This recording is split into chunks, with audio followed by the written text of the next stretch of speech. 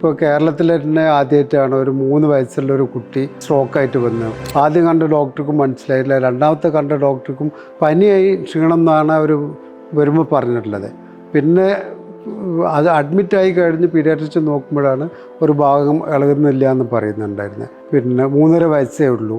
അപ്പോൾ ആ കുട്ടി അത് കഴിഞ്ഞ് കഴിഞ്ഞിട്ട് MRI എടുത്ത് നോക്കുമ്പോൾ വലിയൊരു ബ്ലോക്ക് ഉണ്ട്. അതേപോലെ ഈ ഒരു രക്തക്കുഴൽ ഫുൾ അടഞ്ഞിരിക്കുകയായിരുന്നു. അപ്പോൾ അത്ര ചെറിയ കുട്ടികൾക്ക് അതുവരെ ഇപ്പോഴും എൻ്റെ അറിവിൽ ഇതുവരെ അങ്ങനെ ഓപ്പൺ സർജറി ഇത് ചെയ്തിട്ടില്ല. ഇൻ്റർവെൻഷൻ കേരളത്തിൽ ഇതുവരെ ചെയ്തതായിട്ട് റിപ്പോർട്ടില്ല. അപ്പോൾ ആ കുട്ടിക്ക് ചെയ്യാന്നുള്ളത് അതൊരു ചലഞ്ചും കൂടിയായിരുന്നു. കാരണം പിന്നെ നമ്മൾ എക്യുപ്മെൻറ്റ്സ് എല്ലാം അഡൾട്ട് സൈസിനാണ്. ഇപ്പോഴും അങ്ങനത്തെ എക്യുപ്മെൻറ്റ്സ് അവൈലബിൾ അല്ല. നമ്മൾ ആദ്യമായിട്ട് എൻട്രി ചെയ്യുന്ന സൂചി വരെ 12 സെൻറ്റിമീറ്ററിൻ്റെ അടുത്തുണ്ടാവും.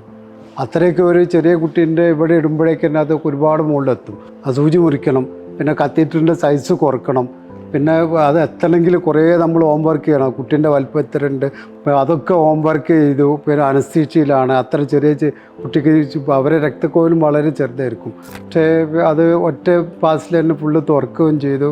പ്രൊസീജിയർ ശരിയായി, ബോധമൊക്കെ തെളിഞ്ഞു. പിന്നെ അത് കഴിഞ്ഞിട്ട് നിർത്താതെ ആസ്മാരൊക്കെ വന്നു, കുറച്ച് ബുദ്ധിമുട്ടുകളൊക്കെ ഉണ്ടായിരുന്നു. നമ്മളതൊരു ഇൻബിറ്റ്വീൻ കുട്ടി നഷ്ടപ്പെട്ടു പോകുമെന്നവരെ വിചാരിച്ചിരുന്നു. പക്ഷേ ഒരു 10 ദിവസം കൊണ്ട് പിന്നെ ഫുള്ള് ശരിയായി. ഒരാഴ്ച കഴിഞ്ഞിട്ട് അവർ ഹോം വീഡിയോ അയച്ചു തന്നിട്ട് കുട്ടി സ്വന്തം നടക്കുന്നത് ഇവിടുത്തെ പിടിച്ച് നടക്കുന്ന പോലെയൊക്കെ എത്തിയിരുന്നു. അല്ല, സ്വന്തം നടക്കുന്നത് ഒരാഴ്ച കഴിഞ്ഞിട്ടും പിന്നെ ഒരു 10 ദിവസം കഴിഞ്ഞിട്ട് കുട്ടി ഒറ്റയ്ക്ക് പുറത്തു കൂടിയൊക്കെ ഓടുന്ന ഒരു വീഡിയോ ഒക്കെ അയച്ചു തന്നിട്ടുണ്ടായിരുന്നു. അപ്പോൾ അവർക്കിപ്പോഴും അറിയണ്ടാവില്ല ഒരു പക്ഷേ ഇത്ര സീരിയസ് ഒരു അസുഖമായിരിക്കും കുട്ടിക്ക് ഉണ്ടായി എന്നുള്ളതൊന്നും. അതൊരു മറക്കാൻ പറ്റാത്തൊരു അനുഭവം തന്നെയായിരുന്നു.